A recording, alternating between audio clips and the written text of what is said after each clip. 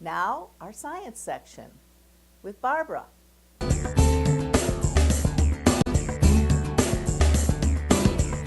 Welcome to the next science segment here on Impact, where we talk about the global and local implications of science. My guest today, Dr. Michael Murphy, PhD from UAlbany, correct? Are you a local kid? I am local. I actually was born in the old Brady Maternity Hospital, and all 10 of my siblings were born there as well. Whoa. So there's a clan of Murphys running around the Capital District. There's a big clan. Well, I hope some of them are watching today. Dr. Murphy, among your many accomplishments, you are a Fulbright senior scholar. You studied abroad through the Fulbright Association? I did research in the Czech Academy of Sciences. I studied how fetal kidneys develop. And so how's your Czech? My Czech is not too bad. I can do rudimentary Czech expressions. Great. And you are an emeritus faculty at SUNY? I am. It was a great career, a quarter of a century teaching biotechnology and ethics and microbiology, all those good things. And a wonderful teacher, just outstanding, both award-winning and well-regarded by faculty and students. You're here today to talk about genetically modified foods, the science and the ethics of genetically modified foods. So let's start with the obvious question. What is genetically modified food? Well, these are foods, they're organisms that traditionally we think about foods grown naturally, but these are foods that we tend to look at scientists who have developed special techniques through microbiology primarily, and they put in genes that are not normally in these foods. And they might be genes for insect resistance or genes to tolerate salt, but they're modified in some way through molecular biology to gain some benefit. So it's kind of a selection, not natural selection, but a selection in the way that agriculture may select over long periods of time, but it's done in a more purposeful manner in a laboratory to get us to that product quicker? That's exactly right. And I will say, though, that in nature, genes are transferred all the time. So we just learned from nature to do this kind of transference. The transfer we do is a little bit different. That is, that we might transfer a bacterial gene into a plant as opposed to bacteria themselves exchanging genes. Okay. So let's give how common are genetically modified foods for the people out there? How often do they run into them? Well, in the United States, it's hard to avoid them. We did a laboratory at SUNY Cobleskill where we went to the markets and we looked at processed foods primarily that might have grains in them. Every single one we tested came out with genetic modifications, probably due to corn and soy. Corn and soy, because those two grain products are commodities. We work very hard to produce large quantities of them. And so why have corn and soy been modified?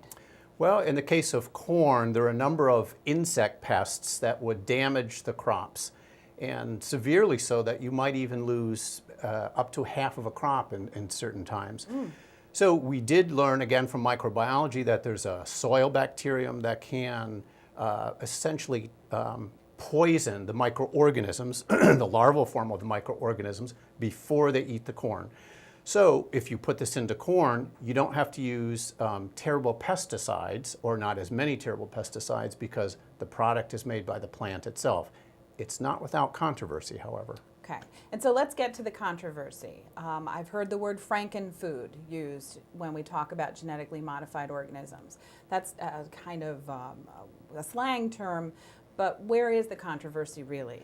Well, there are a number of controversies. The first one that you really are speaking of is that the foods are modified with a gene. The gene will make a protein that's not normally in the food. So the big fear was that the foods, when we eat them, would cause an allergic reaction or a toxic reaction. Now, this has proved largely to be not the case. We've done a lot of studies. The federal government regulates in the United States, although not in other countries, to determine whether or not there are severe allergens. There was one case, I think it might have been guava, where they transferred a nut gene into the guava. And there, as you know, people are allergic to nuts. Perfectly natural products, but they're allergic to nuts. So there's that controversy. The other controversy, however, is a sort of a corporate public awareness controversy, and that is you have a plant, if it's a flowering plant like a corn, and the pollens are released, how do you contain the genetically modified organism? You can't just build a fence around it. You can't. That just doesn't work. And the real problem here is not only are the genes being transferred where you don't want them, but we've had companies like Monsanto, particularly in Canada, when the pollens flew into a neighbor's field, and in this case, I think it was rapeseed in this case. Monsanto sued that farmer because they sampled, they went onto his property, they sampled, and they found some of their gene product in the neighbor, even though the neighbor probably didn't steal it. It came by pollen, and unfortunately the Canadians originally lost that case, and now I think it's been reversed in the course. But the corporate ownership issue is very troubling. Whether or not the pollens can transfer these genes is troubling. But I have to say, we just topped 7 billion people in the world. Yes, 7 billion people this month. And how do you feed them? And so the idea would be in the Northeast, for example, we've got a lot of fertile land, a lot of water. The idea would be to have locally grown food, eaten locally, purchased locally. But if you take sub-Saharan Africa, where there are terrible, terrible droughts, how do you feed those individuals? My guess is, pragmatically, you can't do it without at least some bioengineering of food sources. So let's talk about some bioengineering that may be less troublesome to a typical population. Are there some genetic manipulations that will improve our response to food? Yes, if you take a good one we mentioned earlier were peanuts. Peanuts have about 7 proteins that are allergenic. 2 are really considerable problems in humans. So just let me stop for a second. That would be when someone inhales or touches or even eats a peanut, for example. It could be a tree nut or a peanut. Those are the 2 big allergy groups. Yes. That they have a huge immune response, an anaphylactic reaction, hives, closing of the throat, possible death. Yes, unto death. It's that severe a reaction. Yeah. So biotechnology doesn't always put genes in, they sometimes shut genes off. So in this case, the scientists have been able to shut at least one of those significant genes off. I think right now, the last I've read, they're attempting to shut the other major gene off so that the peanuts will not make that particular protein.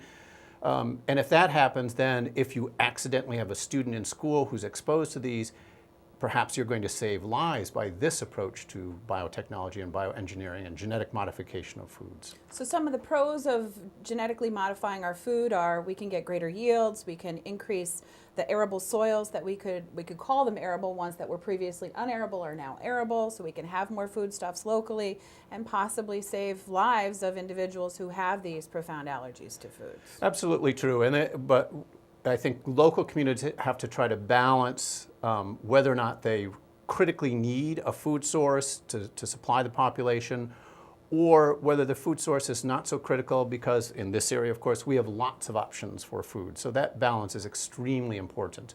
One of the things you mentioned was arable land. One of the genes they're putting in plants like rice, for example, is a gene that will help them resist the toxicity of salt. So you can go grow rice in areas where it may be very brackish water as opposed to relatively pure water.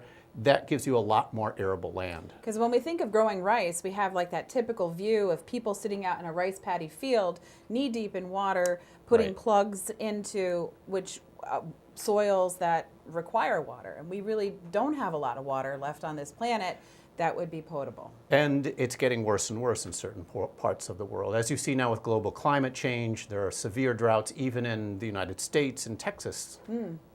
Oh, yes, another dust bowl.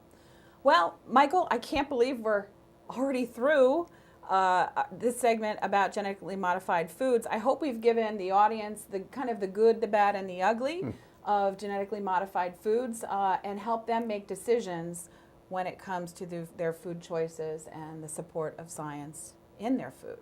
So thanks very much for coming in. I appreciate it. And back to you.